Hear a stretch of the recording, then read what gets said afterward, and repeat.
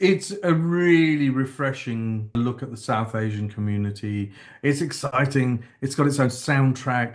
There are lots of young, exciting people that have contributed to this film. Shouts out to MK and all my Artnals.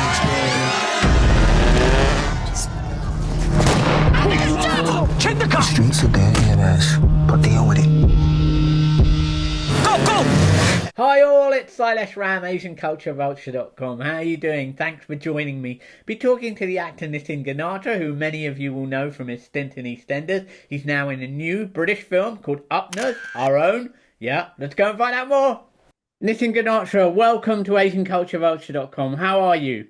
I'm very well, thank you. I'm glad to see the sun's out. It is, yeah, it's amazing. And spring is here. That's good. So, you're in this film Apnas. Tell us a little bit about the character you play. Well, I've come to that point in my career where I just play everyone's dad. I've played dad to a lot of young actors now. I'm the dad of the leading character who's going through all sorts of stuff.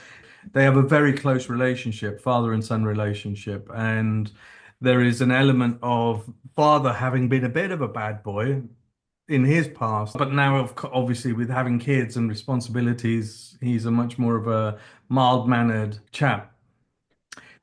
I did try and bring a little bit of comedy into it as well, because what I was trying to avoid was the cliche of,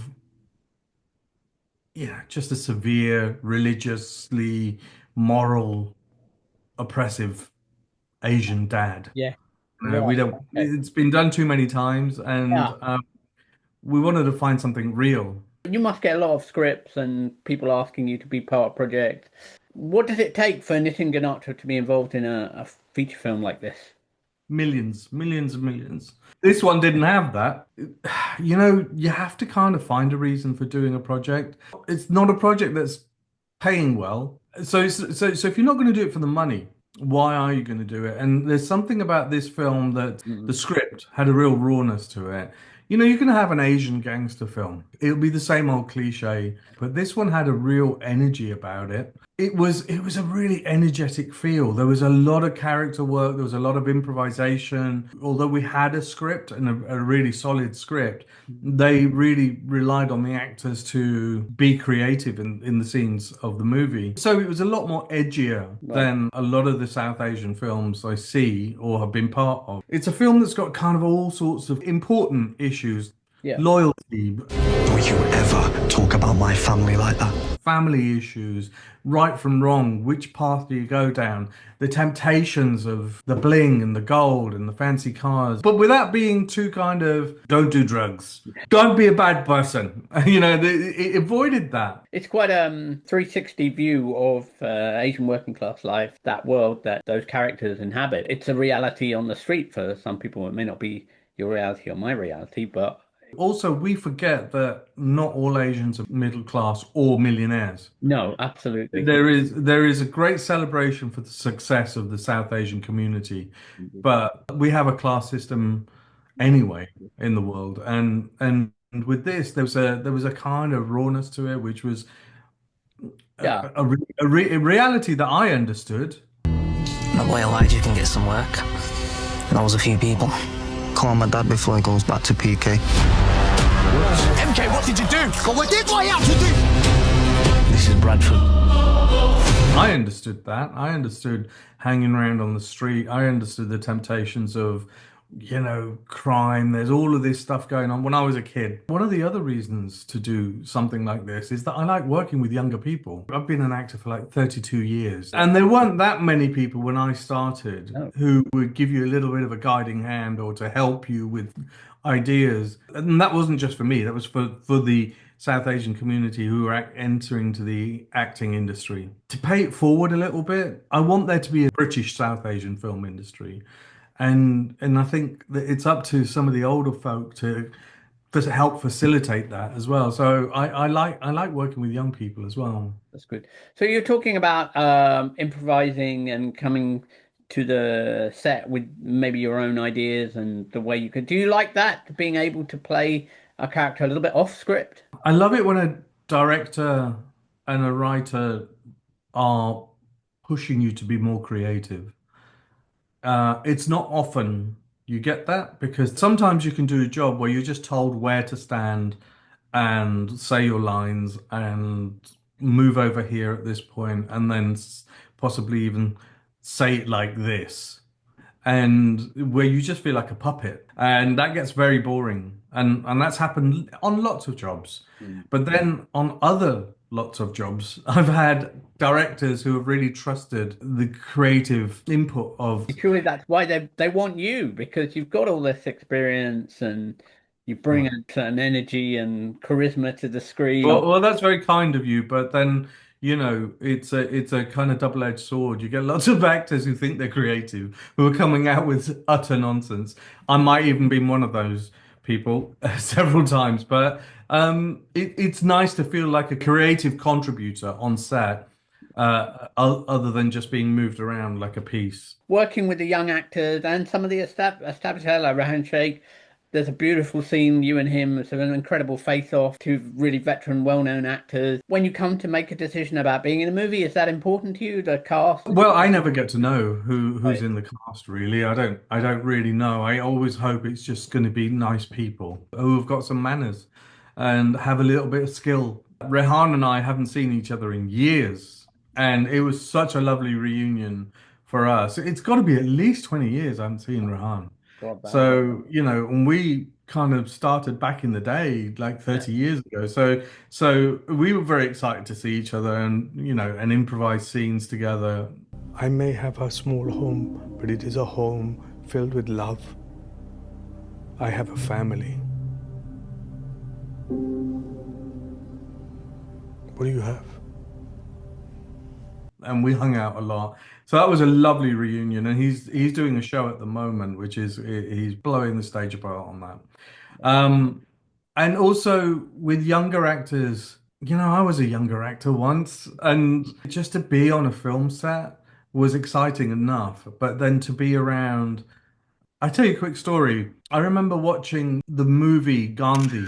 Okay. It was the first time we'd been to the cinema as a family in a Western cinema.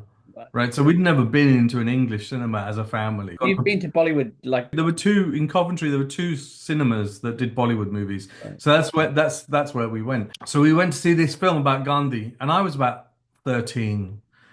I sat there really bored. It was just like being lectured about, the father of the nation, and he did this and he did that, da, da, da. And I've got my own problems.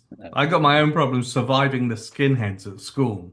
Okay, I haven't got time for Gandhi right now, and turning the other cheek doesn't work when you're No. being beaten up by the National Front. Yeah. Okay, it was an okay film for me as a 13-year-old, but then there was a scene at the end, and I don't know if you remember it. Gandhi's fasting on the rooftop, and it's nighttime, and he's not doing very well. And I remember this scene where everyone's standing there, and this guy runs up the steps, pushes through the crowd, and has some bread in his hands, and he throws it at Gandhi, and he says, eat this bread because I don't want your death on my conscience. I killed a child. I smashed his head against a wall. Why? They killed my son. And at 13 years old, I suddenly sat up and my eyes widened. I watched this performance and it was electric. It was like he was on fire. It turned out to be Om Puri. I'm 13. And then I go off to become an actor. Yeah. And then I end up on set with Om Puri. I see. And you kind of go, we're playing equal billing on this job. To suddenly be working with the person that almost changed your life and went, whatever he's got, I want to be able to do what he's got. It was the same with Ray Winstone. At 16, I saw Ray Winstone in Scum and just went, there's something this guy's doing that is very, very powerful. And then, I ended up doing a play with Ray Winstone and worked with one of my heroes. The reason why I told that story is that when I spoke to Orm about it, he had the same reaction that I would have when I met these younger actors. They, a lot of them were saying, I watched you when I was a kid. And oh my God, and you were one of the Coming full faces circle. of my childhood, and Orm Puri and Ray Winstone were faces of my childhood, and then I get to work with them, and there's something really exciting about that. There's a real privilege in that, and so for me, when I work with younger actors, it kind of reminds me of me in a weird way. Now you've been exhibiting as an artist. How is that? I didn't really want to be an actor. I wanted to be an artist. But it was only on the encouragement of a teacher called Lynn Long. She's the one that encouraged me to do a school play, and it brought me out of my shell. But my first love is definitely art. I had stopped for about 18, 19 years. Right. And then in lockdown, we all went through very profound experiences. One of the things that helped me through lockdown was picking up a paintbrush again, and I could not stop. Paintings just flooded out of me after not having painted for years. And last year I ended up having 4 exhibitions. People are really liking my artwork. It's incredible. Yeah, that was one of the first paintings I did in lockdown using acrylic paints. I'd never used those paints before. What are you doing? What is acting? What can we see you in next? Oh, I'm off to do a film in April. Little part in the film. I'm not playing anyone's dad, which is good. But I'm working with some actors that I've always wanted to work with. I started the year busy. I did Shakespeare and Hathaway. Had fun doing that. I got to marry Tracy Ann Oberman, and then I did something for the BBC, which I'm not allowed to talk about. But it wasn't an acting job. It was one of my first celebrity reality show moments. I've never done them. I've always avoided them. Yeah. But that's a big clue. But it was possibly one of the most stressful experiences I've had in 30 years of acting. And when can we expect to see that on your... I don't know. It'll be out hopefully in the summer or late summer. But it was a hell of an experience. Good. Are you interested in directing? I'd love to direct. There are stories I really want to tell. It's finding the opportunity to direct. It's finding the funding. It's getting the scripts written. It's a big, long process. This is why I like painting, because I can just pick up a paintbrush and paint. Yeah, Nobody can tell me what's right and what's wrong and how much money do you need and all of those. I just paint. You see, with acting and filmmaking and television making and theatre making, it's all storytelling, but you cannot work alone. You need a team of people. You need writers, directors, cameramen, stagehands, and it's lovely. But there is, as an actor, there's very little control over anything. You're given the words, you're given the costume, you're given the makeup, you're given the cast to act opposite, and then they say action, and then you do something which is not even your own. You try to make it your own, and then they say cut. And then they might not even use it in the film.